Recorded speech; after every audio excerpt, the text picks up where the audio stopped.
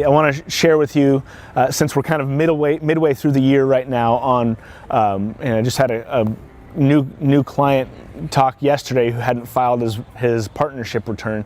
Want to talk about penalties for both partnership returns and S corporation returns if you don't file on time or file that extension. And the penalty, and it can get steep, is $195 per month per shareholder, and that's up to 6 months late. And so if you're a one owner S corporation and you miss the March 15th deadline and file on July 10th, that's 4 months that go by, because if you miss 1 day late, so if you file the 16th, you still get that $195 penalty, but that would be 4 times $195. You're looking at just under $800 for that penalty.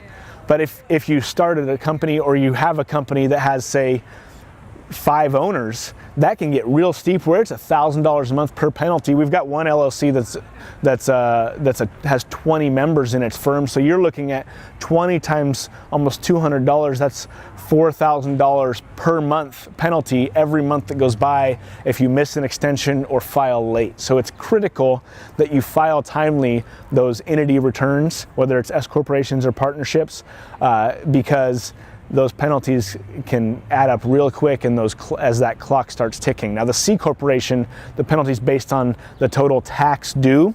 So as a strategy, sometimes if you have an S corporation and it's your first year, and maybe you had 0 activity, so you didn't think you needed to file, and you discover that you did, we want to look at, did you actually file that S election yet?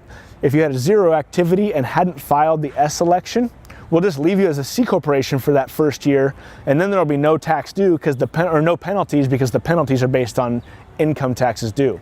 So that's something to think about when you're coming into realizing, oh no, look at, okay, what are some strategies we can do to mitigate that? And at the very least, if it's your first year and you've never had penalties before, ask for that one-time penalty abatement. Usually the IRS will give it to you, but just being aware of those penalties is huge to make sure that you're putting a priority on either filing timely or making sure that extension gets filed. So if you know someone who's a new business owner, got that new entity, tag them in the comments or share it to them, and we will see you next time.